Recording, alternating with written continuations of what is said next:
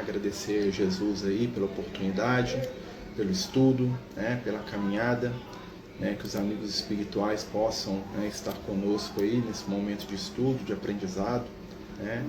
E que a gente consiga, acima de tudo, né, se vincular aí, né, com a luz, com a paz, com o amor, né, acima de tudo. Que Jesus nos abençoe, né, que a gente tenha aí uma ótima oportunidade de estudo, né. A gente agradece a todos os companheiros que estão participando com a gente, né, aqui pelo Amigos do Caminho, né, pedindo a Jesus que possa, né, nos abençoar. Hoje nós vamos dar continuidade ao nosso estudo do Evangelho de Mateus, que está no capítulo 26, né, do nosso querido apóstolo. Né, vamos pedir aí aos companheiros e amigos, né, que possam, né, colaborar conosco no estudo, né, o estudo é participativo, né, a gente sempre lembra aí, quem quiser participar, quem quiser, né, colocar aí qualquer questão, né, usa por favor o chat aí, né, no YouTube, aqui no Jitsi ou no Instagram também, tá, pessoal? E a gente, né, dando início aí a esse trabalho, né, pedindo a Jesus que possa nos abençoar, né? Vamos fazer a nossa prece, né? Fechar os nossos olhos, elevar o nosso pensamento a Jesus, pedindo que neste momento Ele possa nos envolver em amor e paz. Que possamos elevar os nossos pensamentos à altura dos planos superiores, recebendo o influxo de amor e de paz da espiritualidade amiga. Envolve, Senhor, cada um de nós nas vibrações da Tua paz e permite que possamos juntos elevar o pensamento e os sentimentos. Fica conosco, Senhor, hoje e sempre. Que assim seja. Graças a Deus. Então, né, pessoal, né, como a gente sempre faz, né, te dando início ao estudo, né, a gente lembra que a gente está no Evangelho de Mateus, né, e nós estamos na parte ali da prisão de Jesus, né, no capítulo 26, né, hoje nós vamos entrar no versículo 35, tá? E aí, né, nesse versículo nós vamos encontrar aqui Jesus, né, se reunindo, né, com os seus discípulos e se preparando para ir para o Getsemane, né? O Getsemane é o famoso Monte das Oliveiras, Jardim das Oliveiras, né? Com tantas, né, traduções, tantos nomes, né? Mas é o mesmo lugar, nada mais, nada menos do que, né, uma região ali da propriedade da família Marcos, né, que é na qual Jesus estava instalado nesse momento, né, com o objetivo ali de comemorar a Páscoa. E, né, ali ele estava num momento de preparação espiritual, né, ele sabia muito bem o que vinha, né, e a gente vai conversar um pouquinho enquanto estiver lendo o texto aqui, ó, tá lá em Mateus capítulo 26. Então chegou Jesus com eles a um lugar chamado Getsemane e disse aos seus discípulos: assentai-vos aqui enquanto vou além orar. Então Jesus chega com os apóstolos, né, com os 12, né, na verdade 11, né, porque o Judas já não estava ali naquele momento, né, apesar da lacuna aqui do Mateus, ele não fala muito bem, né, ele não entra muito nesse detalhe, né. Então ele fala para os discípulos se assentarem, né, a posição de se assentar e de se colocar na expectativa, né, é um símbolo aí do discípulo que está disposto ao aprendizado, né. Então até o último momento Jesus ali permanece no seu papel de mestre, né, no seu papel daquele que instrui os seus companheiros ali, né, mesmo sendo um momento tão grave, um momento tão difícil. E levando consigo Pedro e os 2 filhos de Zebedeu, né, que é o João Evangelista, e o Tiago, né, chamado Tiago Maior, né, que eram os irmãos, né, os filhos de Zebedeu. Zebedeu é o nome do pai dos dois, né, começou a entristecer e angustiar-se muito. É muito interessante a gente escutar falar que Jesus se entristeceu e se angustiou, né?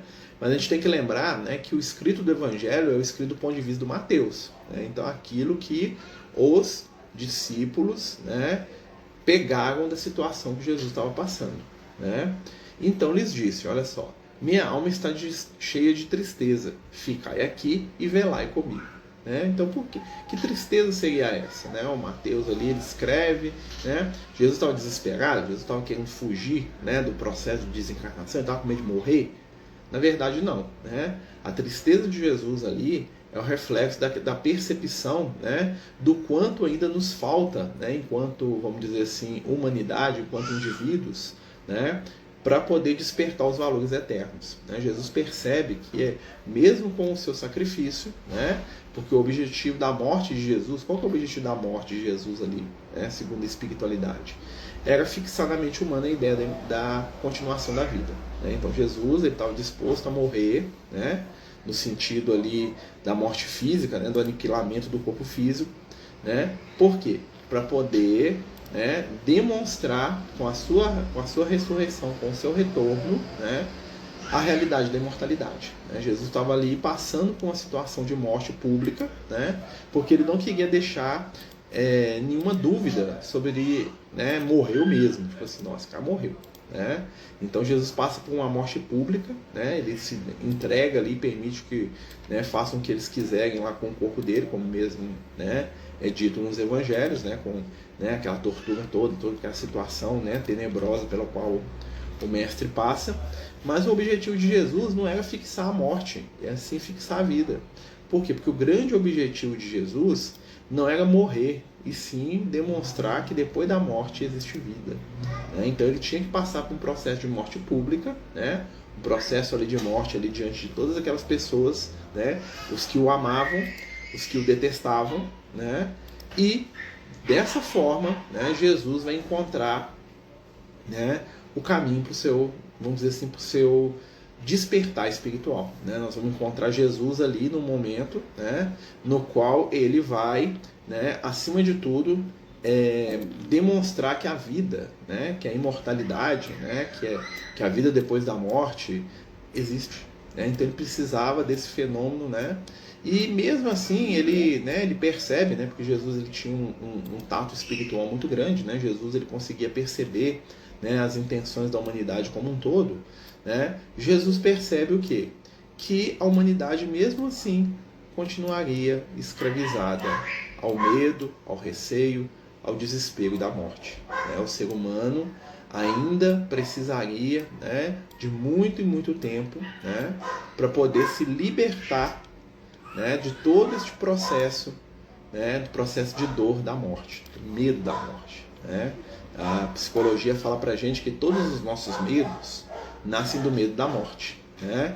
Então, dessa forma, a gente imagina o seguinte, olha, né, por mais que a espiritualidade trabalhe conosco, né, alguns valores, né, por mais que a espiritualidade ali, né, nos envolva, né, nós ainda temos inúmeras limitações, né, inúmeras fragilidades que vão nos permitir, né, que vão nos colocar, vamos dizer assim, né, limitações na nossa existência. E a maior delas, qual que é? É o medo de morrer, né? Como nós temos medo de morrer, todo o nosso processo, né, reencarnatório, todo o nosso processo de vida, né, todo o nosso processo de construção espiritual, na maioria das vezes ele vai ficar travado. Travado por quê? Exatamente por causa do medo. Tá? O medo é, né, segundo as palavras de um amigo espiritual muito querido, né, ele fala pra gente assim, ó, o medo é a fé ao contrário. Olha esse conceito. O medo é a fé ao contrário.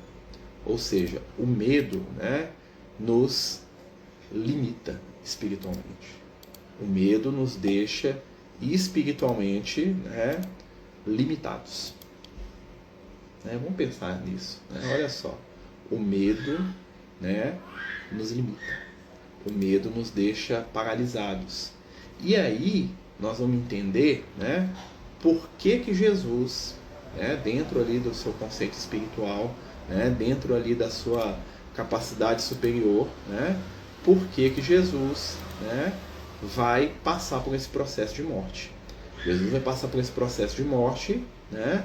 Por quê? Porque ele precisa consolidar na nossa intimidade valores superiores, valores de eternidade, valores, né, que vão ficar ali marcados, né, para o nosso futuro espiritual. Então Jesus está trabalhando na gente a ideia da imortalidade. E aí continua, né? Então eles estão lá no Monte das Oliveiras, né? Só para a gente lembrar. E indo um pouco mais adiante, prostrou-se sobre o seu rosto, e orando e dizendo: Meu Pai, se é possível, passa de mim este cálice. Todavia, não seja como eu quero, mas como tu queres. Olha que interessante. Voltando para os seus discípulos, achou-os adormecidos E disse a Pedro: nem por uma hora pudeste então velar comigo? Vigiai e orai, para que não cairdes em tentação. Na verdade, o espírito está pronto, mas a carne é fraca. Olha que interessante essa vamos dizer assim, essa fala de Jesus, né? O espírito está pronto, mas a carne é fraca. Vamos tentar entender o que estava acontecendo, né? Jesus, aos olhos dos discípulos, né, ele se ajoelha lá no Monte das Oliveiras e começa a orar. E aí ele fala, né, pedindo que, se fosse possível, né, que aquele fardo, né, que aquela questão, né, que aquela dificuldade, né, fosse passada adiante. Né? Isso que os discípulos entendem. Né? E aí nós temos uma visão espiritual da coisa, tá? Então os amigos espirituais falam que o que acontece naquele momento, aos olhos da espiritualidade, tá, gente? Né? No momento que Jesus está ali no Monte das Oliveiras com os discípulos, né? E ele está nesse estado de angústia muito grande, o que isso quer dizer? É um momento que a missão de Jesus acabou. Naquele momento ali, Jesus estava num estado tal, ele tinha completado de tal maneira a sua missão, que ele podia voltar para o plano espiritual. Ele podia falar assim, a partir de agora acabou, o corpo dele ia dissolver lá, como aconteceu lá na tumba, né? E ele ia voltar para os planos superiores de onde ele veio, tá? E aí, né, dizem os amigos espirituais, né, que diante lá do mestre, né, tava uma legião de entidades iluminadas, né, que os discípulos não estavam percebendo, e que na frente dessas entidades estava o espírito do Gabriel, né, que até materializa lá para conversar com Jesus, né, os discípulos veem o Gabriel, né, e o que acontece? Naquele momento é o momento em que a espiritualidade do planeta Terra, né, veio, né, se prostrar diante do Cristo, né, pela missão de amor que ele tinha feito. E aí Jesus fala, Pai, passa de mim esse cálice. O que Jesus está falando? Jesus está dizendo, não desejo, né, nenhum tipo, tá, de benefício pela minha atitude com essas aqui. Não desejo nenhum tipo de situação ou de ganho, né, ou de adoração pelo que eu fiz. Aos olhos dos discípulos que estavam encarnados, imagina, então nós estamos dando duas visões ali. No mundo espiritual, os espíritos de luz lá prontos para receber Jesus. No plano físico, os discípulos lá sonolentos no pé do monte, tá, junto com Jesus também, né, um de cada lado, e no meio Jesus orando. E Jesus participando das duas realidades, tanto a realidade espiritual quanto a realidade física. Né? Então Jesus lá, né, no meio dessas duas coisas. E os discípulos só viam Jesus, né, balbuciando alguma coisa, que eles não entendiam direito o que estava acontecendo. Né? Então eles lembram dessa questão e eles não percebem a presença espiritual. Né? Até que aparece um espírito, né, um anjo lá, né, dentro da nomenclatura cristã, né, antiga, da judaico-cristã, um anjo, né, ou seja, um mensageiro de alto nível espiritual, que está ali, né, na visão deles para consolar Jesus. Tá? Então você imagina, um ser que veio consolar Jesus. Então, né, nós temos aí o Gabriel, né, até um sinal do nível evolutivo do próprio Gabriel. Né? E aí ele fala, né, que tudo tem que acontecer de acordo com a vontade do Pai. Né? O que acontece? Jesus, né, ele podia ter voltado para o plano espiritual naquele momento, mas ele decide ficar e entregar o corpo dele para ser morto, para que ele pudesse consolidar a última lição dele. Qual que é a última lição de Jesus? Imortalidade. A morte não existe. Essa é a última lição que Jesus ia consolidar. Morrendo publicamente, né, de uma maneira, né, que não fosse de maneira alguma questionar, não tinha como questionar, falar, Jesus não morreu não, Jesus fingiu, né, Jesus, né, deu migué lá no pessoal, não tem jeito, Jesus teve uma morte pública diante de todo mundo, né, ele estava lá, né, cheio de ferida, machucado, arrebentado, né, então ele teve uma morte pública, por quê? Porque ele precisava consolidar a ideia da ressurreição, ou seja, da vida depois da morte, né, e ele continua aqui falando, olha, nem uma hora pudeste velar comigo. Uma hora aqui, gente, é um símbolo muito interessante, tá? Porque uma hora, né, você lembra lá dos trabalhadores da última hora? Né? Quem são os trabalhadores da última hora? São aqueles seres, né, que buscam a construção da sua espiritualidade a partir dos últimos momentos de transição do mundo. Onde que está acontecendo isso? Agora, aqui. Nós estamos vivendo um momento de transição. Né? Tem milhares de pessoas agora que estão iludidas, que estão trabalhando pelo ódio, pela raiva, pelo ressentimento, pela ignorância, né? Milhares de pessoas perdidas dentro das suas ilusões, do seu ressentimento, da sua amargura, da sua tristeza, né? Pessoas que estão aí, né, sem saber, né, nem o que estão fazendo no plano físico, né? Estão aqui balançando e cambaleando de um lado para o outro, né? E aí, o que acontece? Os trabalhadores da última hora são aqueles que estão despertos. É de alguma religião? Não tem a ver com religião. Tem a ver com espiritualidade. Né? Religiosidade é uma coisa, espiritualidade é outra. Tá? Religiosidade é uma crença num conjunto de dogmas de uma determinada, né, religião. Muito respeitável, te respeito. Né? Nós entendemos que são caminhos necessários, né, a algumas consciências ainda. Mas espiritualidade é a busca do quê? Do nosso despertar para quem nós somos de verdade. A espiritualidade é nos falar sobre imortalidade, sobre eternidade.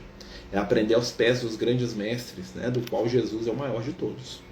Né? E ali nós vamos aprender o quê? Os valores de vida eterna. E aí ele continua. Né? Essa última hora, nós estamos vivendo ela agora. Nós, né, todos nós que estamos dispostos a fazer o bem, somos os trabalhadores da última hora. E ele fala aqui, vigiai e orai, para que não entreis em tentação. Na verdade, o espírito está pronto, mas a carne é fraca. Essa frase aqui, né, ela tem gerado nas pessoas, né, um equívoco enorme. Qual que é o equívoco? De achar que só de eu estar encarnado, o meu corpo me obriga a fazer um monte de coisa que eu não quero. Tá? Ou seja, os meus desejos sexuais, a minha gula, a minha vaidade, tudo isso é da carne. A carne manda eu fazer isso. Né? Como se a nossa consciência não controlasse a matéria. Então, isso que Jesus está falando aqui da carne, ele está falando do quê? Ele está falando das questões materiais, são frágeis. O espírito, né, é preponderante sobre a matéria, ou seja, o espírito domina sobre a matéria. O espírito controla a matéria, né, na maioria das vezes. Para algumas pessoas, não. Para muitos companheiros, o espírito está debaixo, né, do controle da matéria. É a grande luta espiritual que a gente vive, viu, pessoal? Para quem está chegando, nós estamos estudando o Evangelho de Mateus, no capítulo 26, tá? Então, a grande luta da gente é o quê? Espírito e matéria. Como se eles fossem antagônicos. Né? Na verdade, a matéria e o espírito estão brigando. O que acontece é que na nossa evolução, na nossa caminhada espiritual, a matéria e o espírito têm papéis pré-definidos.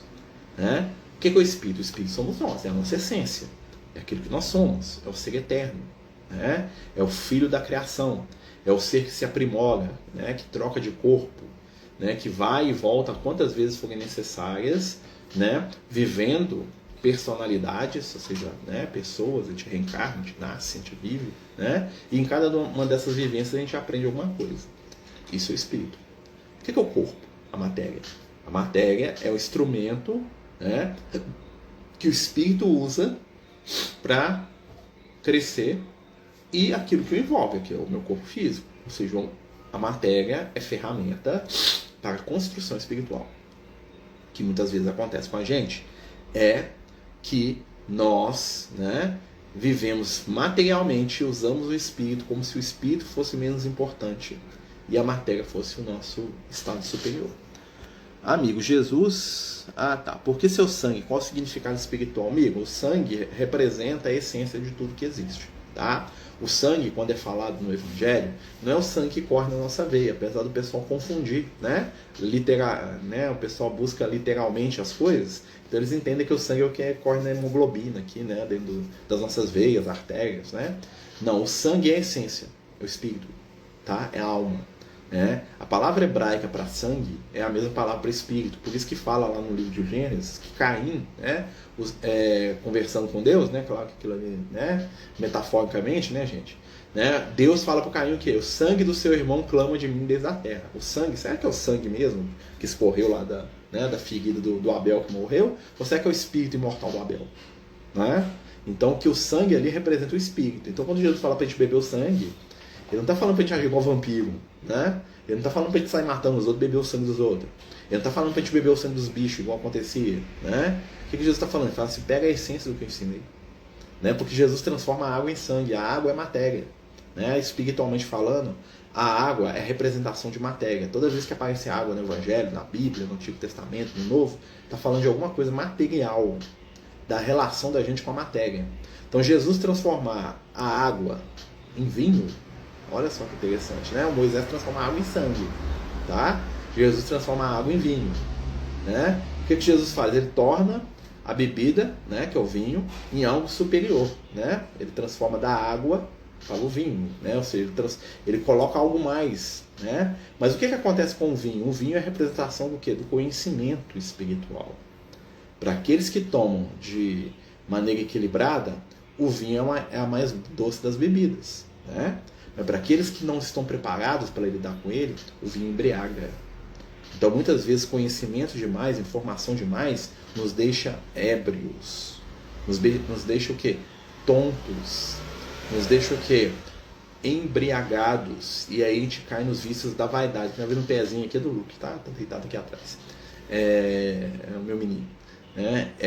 Então, assim, o vício, né, a arrogância espiritual nasce do quê? Eu acho que eu sei demais, que eu sou muito grande. Né? Então eu embriaguei com o vinho. Tá? Então o sangue ali é o ensinamento de Jesus, é a essência do que Jesus fez, né? Não pegar a forma, pegar a essência, né? Não pegar que Jesus ia lá no templo fazer ritual religioso, pegar o que Jesus queria com aquilo, a essência do ensinamento do Cristo, que é a espiritualidade. A forma, ou seja, o método, é religião, a essência é a espiritualidade. Né? E hoje as pessoas estão muito mais presas no que? Na forma. Elas acham que vão ser amadas ou agradar a Deus se elas tiverem esse ou aquele comportamento religioso. Ah, se eu for para a igreja tal, Deus gosta mais de mim. Se eu for para a igreja tal, Deus não gosta. Se eu for para a doutrina espírita, Deus vai gostar de mim. Se eu for para o candomblé, Deus não vai gostar. Se eu for, né, forma. E o que importa não é doutrina espírita, não é igreja católica, não é igreja evangélica, não é ser budista, não é ser protestante. O que importa é a vivência do Cristo. E isso é muito difícil para as pessoas entenderem. Por quê? Porque hoje em dia, a visão que as pessoas têm de espiritualidade, né, é uma visão de lucro. Então eu quero que você venha para a minha. Né? Eu quero que você participe do meu. Por quê? Porque você participando do meu, o seu dinheiro vai estar à minha disposição. E eu vou ter poder, porque eu controlo mais pessoas, eu vou ter dinheiro. E aí dá essa briga religiosa toda que a gente vê hoje em dia. Né? Pessoas, às vezes, da mesma religião, né? E isso tem na doutrina espírita também. Tem gente que está na casa espírita e fala, não, você podia ficar aqui na minha. Aqui, né? Porque as pessoas estão presas à forma. Essa é a vigilância que Jesus fala conosco. Né? Vigiar entre a forma e a essência. A essência é o sangue. O sangue é a essência do que Jesus ensinou. Jesus não falou para a gente ser judeu. O Tiago queria que a gente fosse. Né? O Paulo achava que não. Jesus não falou para a gente ser católico. Jesus não falou para a gente ser protestante, ou budista, ou testemunho de Jeová, com todo o respeito que nós devemos a todas essas construções, ou espírita. Jesus falou para a gente se amar. Essa é a essência. Mas isso é tão difícil, né? Por quê? Porque quando você fala que a essência é amar, você tira o controle do outro. Né? Mas aí, como é que eu vou controlar? Como é que eu vou ser o líder? Mas não é pra gente ser o líder. É pra gente distribuir o que a gente sabe. Né? É pra gente conviver, fazer o bem, trabalhar a caridade. Né? E seguir em frente junto de Jesus. Fazendo aquilo que a gente dá conta. Amigo, Jesus sentiu toda a dor? Com certeza, Jesus tinha esse sistema nervoso, né?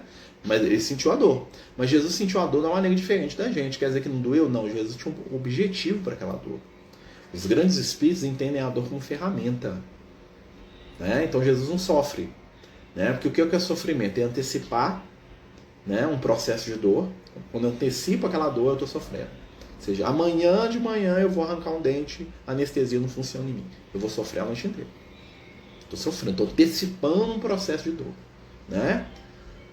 Semana que vem o candidato que eu gosto não vai ganhar. Ou vai ganhar, ou não vai. Eu estou sofrendo. Eu estou antecipando o processo de dor. Né? E o que é sofrimento? É quando também te mantém um processo de dor. Há 10 anos atrás, né, me despediram do meu emprego. Ah, meu Deus, eu não consigo sair daquilo, eu estou lá. Há 10 anos atrás eu fui traído, fui roubado. Eu estou mantendo o processo de dor. Isso é sofrer. Jesus não sofria. Ele sentiu a dor física. Ah, cortou, ai, dói, né? Isso ele sentiu, com certeza. Né? Ele estava encarnado, ele tinha sistema nervoso, como é que ele não vai sentir? Vai desligar, né? Então, se a gente imaginar que Jesus não sentiu dor, a gente vai imaginar que Jesus fingiu, né? Porque segundo todos os relatos evangélicos e, né, espirituais e outros relatos, Jesus, né, quando ele apanhava, ele reagia, né, como qualquer um de nós, né, ele se encolhia, ele caía no chão, ele se machucava, ele gemia, ou seja, estava sentindo alguma coisa, gente. Se ele não estivesse sentindo, ele ficava lá, beleza, o que vocês quiserem aqui, tô rindo aqui, né, então seria, né, até um desrespeito com Jesus se a gente pensar que ele não sentiu nada. Sentiu, tá? Sentiu como todos nós sentiríamos, só que ele sabia lidar com aquilo de um jeito que a gente não sabe ainda, talvez, né? Perguntas sobre Jesus suar sangue, né? Isso aí é uma pergunta muito interessante. A gente já falou disso, mas a gente, né? É sempre interessante a gente voltar nisso. Por que Jesus suava sangue? Né? O André Luiz fala pra gente que a materialização das energias espirituais, ele fala isso lá no livro Mecanismo da Mediunidade e o Domínio da Mediunidade. Ele fala quando uma pessoa dá um passe, né? Quando você impõe as mãos, quando você abençoa alguém, quando você faz uma oração, tudo é a mesma coisa, gente. Só a nomenclatura que muda, tá? Então eu tô dando um passe, tô te abençoando, né? Tô te impondo as mãos. Tô fazendo a mesma coisa com um nome diferente, né? O que acontece? As energias espirituais, elas entram no nosso corpo e elas vão para a nossa corrente sanguínea, elas vão para a medula. E lá na medula elas estimulam, né, o nosso sistema, né, sanguíneo. E o que acontece nesse momento? Um aumento da produção de hemácia, ou seja, o nosso fluxo sanguíneo aumenta, o nosso volume sanguíneo aumenta, tá? E aumenta a nossa resistência, um monte de coisa, um monte de reações físicas advindas, né, desse estímulo do nosso sistema de sanguíneo. O que acontece? Quanto mais evoluído o espírito, mais energia espiritual ele processa. E essa energia espiritual, ela vem do espírito e vai para o corpo físico. E o corpo físico, ele vai lidar com essa energia, da maneira como ele dá conta, né? O Francisco de Assis, né, que era o João Evangelista, né? Francisco de Assis conta que ele, né, os biógrafos dele, que ele tinha uma enxaqueca violenta o tempo todo. Né? O que era essa enxaqueca? Era a energia espiritual que ele tinha demais. Então ele sentia uma dor de cabeça destruidora, porque ele tinha pressão tão alta, né? E sabe quando que isso aliviou no Francisco de Assis? Quando ele começou a ter os estigmas. Né? Não foi porque ele se tornou santo, não. O estigma é como se fosse um radiador do corpo dele, botando o sangue em excesso para fora. Lembra que eles faziam antigamente sangria com as pessoas? Né? Não sabia ninguém fazer sangria não, tá, gente? Isso já passou, graças a Deus. Né? Então o que acontece? Jesus, ele processava tanta energia espiritual que ele precisava botar aquilo para fora. Como é que ele fazia aquilo? Suando sangue. Tá? O sangue em excesso da energia espiritual dele, ele suava, aquilo saía, o organismo dele dava conta de se equilibrar ali. Tanto é que o corpo físico de Jesus já não estava dando mais conta daquele processo. Tá? Como os discípulos viram Jesus suando sangue, e é interessante aqui que no relato de Mateus eles não enxergam isso, não fala disso no relato de Mateus, tá? Em outros evangelhos sim, né? Fala aqui, ó, deixou-os de orar de novo, foi orar pela terceira vez, dizendo-se as mesmas palavras. Então chegou junto aos seus discípulos e disse, dormi agora e repousai, eis que é chegada a hora e o Filho do Homem será entregue nas mãos dos pecadores. Né? Ou seja, que Jesus não fala do Gabriel que apareceu, não fala de Jesus suando sangue, vocês estão percebendo aqui no Evangelho de Mateus. Né? Já chama Jesus chamando, vamos embora, né? E é interessante que num versículo fala, dorme aí, no outro versículo, levanta aí. Né? Como se tivesse passado ali um segundo, aí dorme ou levanta. Né? Assim, né? Mas o Mateus ele é muito resumido naquilo que ele ensina. Né? O relato do Mateus ele é muito básico. Né? O Mateus ele vai pulando de uma situação para outra muito rápido. Tá? Ele não é muito detalhista, não. Ele não é muito chegado em detalhe, não. Imagina, por exemplo, se um escritor igual o Tolkien fizesse um evangelho. Né? Jesus sentou-se sobre a relva e observou que a grama tocava ali o corpo de maneira. Né? Observando as folhas, lembrou-se da sua infância, quando criança, né? O aroma gentil e suave das pétalas, né? da rosa que estava na grama. Esse é o Tolkien fazendo um evangelho, né? Ele ia contar toda a história do ambiente. Né? Olhou para alguma pedra e lembrou-se da rústica morada onde vivia com seu pai. Né? O Mateus não, Jesus sentou, Jesus levantou, foi embora, acabou. Né? Ele era né? Ele não era nada prolixo, tá? Nada detalhista. Né? Tô brincando aqui, né, gente? Mas imagina, né? E aí o que acontece? O fato de Jesus suar sangue é um fato comum nele desde criança. Entretanto, né, Jesus sabia que isso assustava as pessoas. O que ele fazia? Ele se retirava e o processo acontecia naturalmente. Né? e aquilo ali já era uma situação corriqueira dele, não machucava ele nem nada, não. O suor saía emprastado de sangue, ele tomava um banho e resolveu o problema, né? Isso não era todo dia também, né? Até porque Jesus estava sempre canalizando a energia dele, né, nas curas, né, naquela vibração amorosa que ele tinha. Só que naquele momento ali, meio que Jesus desligou aquela energia. Por quê? Para as pessoas prenderem ele, senão os caras não iam botar a mão nele. É como se Jesus tivesse desligado a força espiritual dele, falando, eu gosto de um cara comum.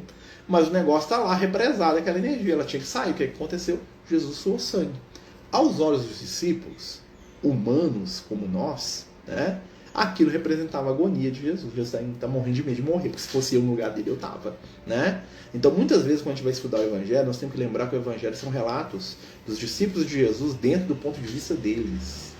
É o que eles davam conta de entender na sua mentalidade. Muito, muito simples. Né? E olha que o Mateus era um dos mais inteligentes ali do grupo. Entretanto, gente, são pessoas que viveram 2000 anos atrás. Né? Cheias de medos, de preconceitos, de dificuldades, né? Com o conhecimento do mundo, do universo que estava à volta dele, limitadíssimo. Né? Eles tinham um conhecimento da própria vida, da realidade muito limitado. Né? Como nós temos hoje. A gente aprendeu um monte de coisa e a gente sabe que a gente não sabe nada, né? Sobre a vida, sobre o que existe.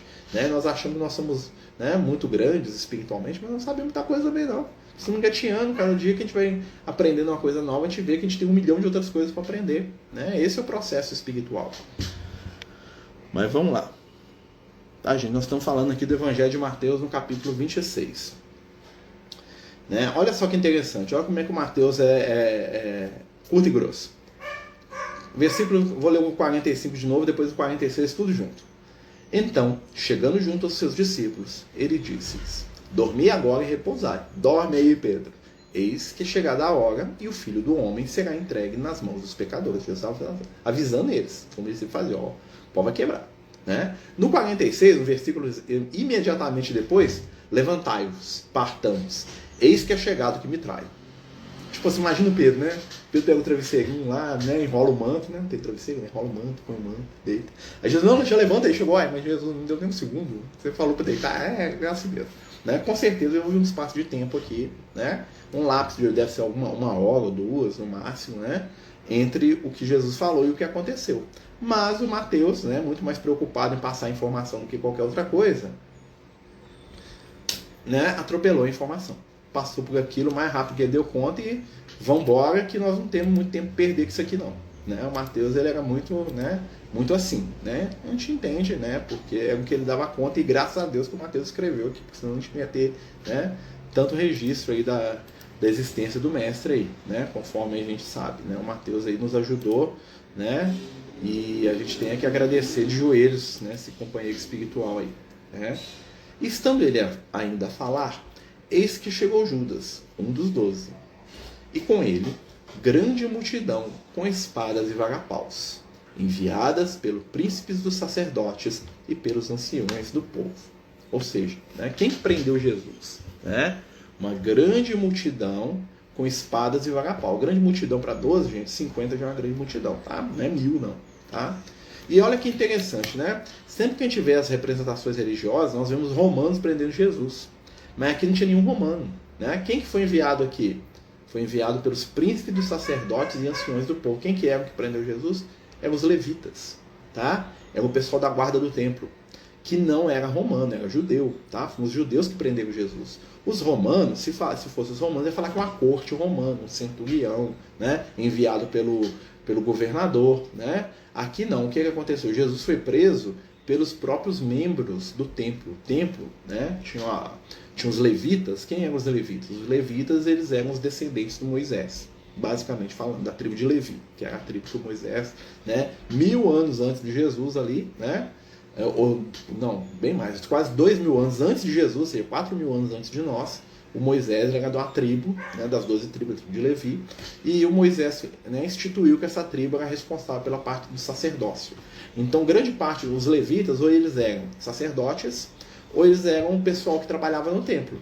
Eram os guardas, o pessoal que vigiava, o povo que limpava. O templo, a parte espiritual e religiosa era com os levitas. Tá? E tinha uma guarda levita, né, que era composta por pessoas do templo, tá, que obedeciam aos sacerdotes. Né? E você percebe que eles chegam até Jesus portando espadas e varapaus, né? O que acontece? Eles não podiam andar com muita arma, não, né? Então, assim, mais porrete, essas coisas, por quê? Porque eles não tinham, né? Os romanos não gostavam muito de deixar eles ficarem armados ali, né? Naquele ambiente, até porque, né? Vai saber, né? Vai saber que o povo faz uma revolta ali, então os romanos não eram muito chegados a deixar o pessoal desarmado, não, tá? Só pra gente entender o contexto da situação, né? Então chega o Judas. É interessante que o Mateus ele já, né, ele explica ali muito sucintamente, né? E o que traía tinha lhes dado um sinal, dizendo: o que eu beijar é este, prendei-me. Né? Ou seja, a gente vai notar que Jesus não era tão conhecido assim, igual a pessoa imaginava, não. Né? Tanto é que Judas tem que mostrar qual que é Jesus, né? Que cara ali. Né? O que eu beijar, por quê? Porque, né, as pessoas ouviam muito falar de Jesus, mas normalmente não viam ele. Jesus não era, né, ele era famoso, mas nem tanto, tá, gente? Jesus era conhecido ali na região.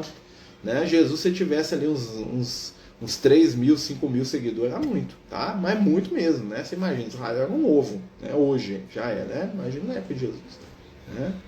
Jesus foi ficar famoso 100 anos depois que ele morreu, né? Por causa do Paulo lá, que sai pregando. Mas Jesus era um desconhecido ali, ninguém sabia quem era Jesus, não. Basicamente, a maioria da pessoa, né? Jesus passou pelo mundo e o mundo nem percebeu. Vocês imaginam o que é isso, gente? Né? Às vezes o cara tava ali na Síria, ali do lado, ali, ó. Não sabia quem era Jesus, não. Jesus, não ouvi falar ali de um cara, né? Então, assim, olha só, né? E olha o que Jesus fez pelo mundo. Nasceu no cantão mais esquecido de tudo, né? Não nasceu lá no Império, nem nada disso. Olha o que ele fez pelo mundo, né? E logo, aproximando-se de Jesus, disse: eu te saúdo, Rabi, e beijou. Né? Rabi era o nome que os judeus davam para os mestres, né, formados nas escolas rabínicas, tá? Então Jesus não era formado nas escolas rabinas, mas ele tinha, né, pelo menos para os discípulos dele, o título de Rabi. Eles chamavam de Rabi de uma maneira carinhosa, tá bom? Já os doutores da lei chamavam Jesus de Rabi, né, como uma forma de desdenhar dele, tá? Tipo assim, como quem fala assim: ah, professor, né? O cara chega lá e vê o faxineiro, né, falando coisas muito profundas, fala: ah, ô doutor, né? Querendo diminuir, né, aquela pessoa em função, né, da condição, vamos dizer assim, educacional dela, né, dos títulos de educação dela, né? Então, assim, é a mesma coisa falar assim, me chamar de professor, eu não sou, não tenho formação nenhuma, né? Seria ali uma ironia da parte das pessoas, né?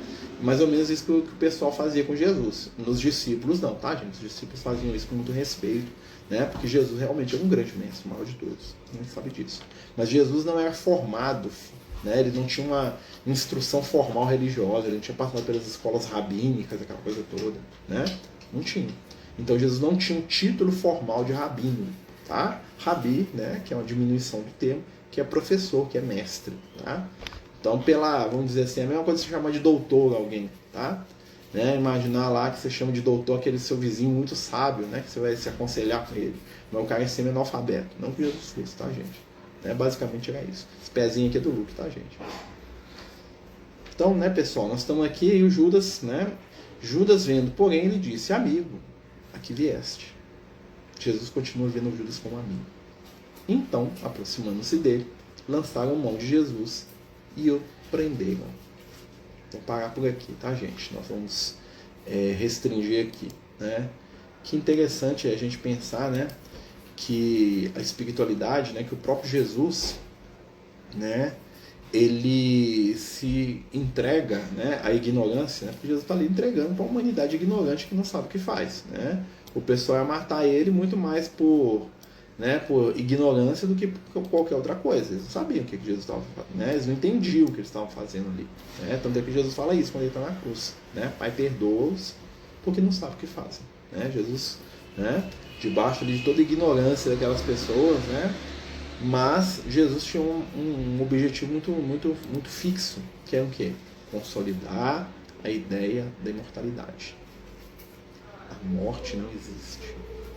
Jesus faz isso, né? Mas nós vamos falar disso depois. Pessoal, nós estamos chegando ao final do nosso estudo, né?